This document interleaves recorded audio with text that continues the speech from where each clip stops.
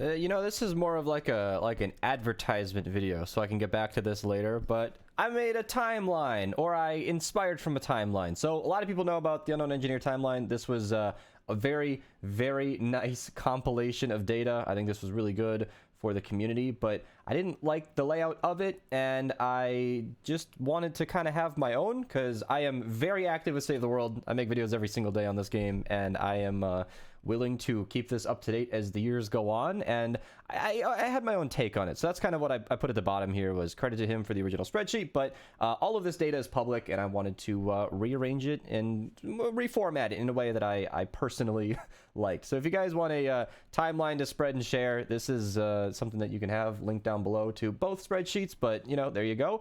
So let's just run through exactly what we're looking at, because this is a lot of data. First and foremost, these colors represent Ventures season. So we have the Mild Meadows season, Scurvy Shoals. Right now, as I'm recording this, we are a couple of weeks left with the Winterfest season. So we have the Frost Night going on right now, and then next season will be Mild Meadows. That will have the all the lovey-dovey Valentine stuff and whatnot. So I put a different shade. Again, I inspired a lot from the other spreadsheet. I put a different shade of coloring for every single month, so January, February, and we are starting at the very beginning of the yearly timeline, meaning last time, or at least this year, January 24th, will be the end of this current season, and that is going to be kind of, the beginning of the next, is at the exact same time there. So we're just going to continue on from there, and then the final quote-unquote whatever rotation would be January 15th. So it doesn't quite exactly match up with the exact year, but that's completely fine, because different events have different holidays in them, and we try to, well, not we, but Epic tries to fit to that theme. So let's go through the months. The months are right here on the left. That's obviously, indicated by the shading.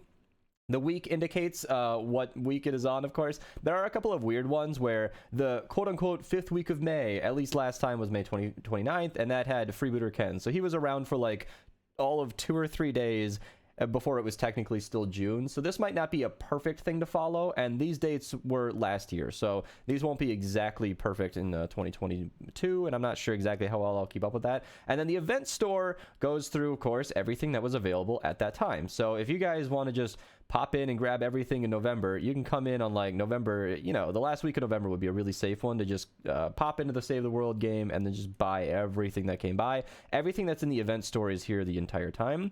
But we do get a couple of weird things. For example, Blady Acres came back. That hadn't been in the game for a while. Raven was actually in the shop last year prior to that one. So there are little things that might change, but none of that is incredibly important right now. And then, of course, the quest line plus the rewards are exactly here. I tried to format it so it was really easy to read. You have Blockbuster plus Carbide and Cloak Star. Yar quest line gives you Blakebeard. There are a couple of unique ones, for example, where Dungeons technically brings along Chaos Agent, Swamp Knight, and Mermonster, but all of them have their own quests.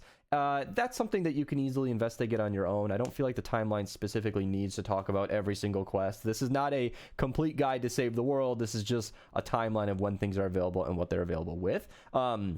And that's exactly it. I try to be thorough, like Hit the Road, for example.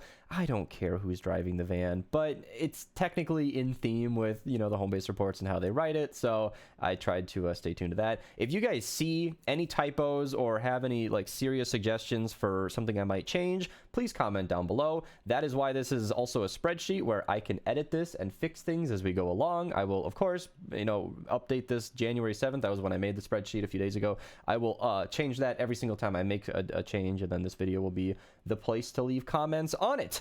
I think that pretty much wraps it up. I mean, which llamas are available, all of this is very self-explanatory. If I did not make this extremely easy to read, let me know, but I think I did. So yeah, I'll see you guys later.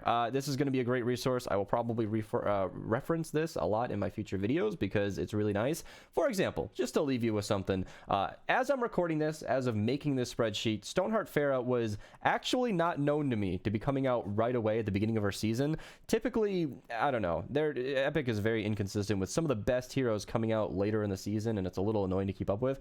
Farah is a hero that I've recommended people voucher within the last week, and then I went through these timelines to do what I did, and then I found out that she was coming out very soon, which is sorry for anybody who might have spent a voucher, but with this timeline we should be a little more on top of that. All right, now I'll see you guys later, and take it easy.